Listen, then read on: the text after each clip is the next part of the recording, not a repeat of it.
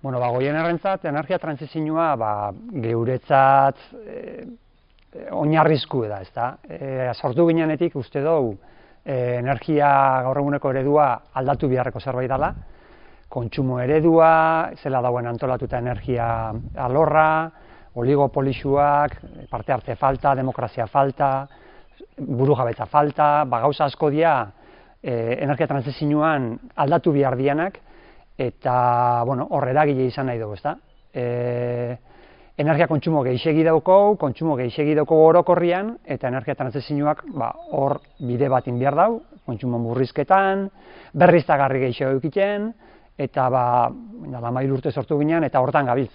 Eta gaur egun modan dau, baina etorkizun motzian eta ertainean da luzian gauza asko beharra dauz hor.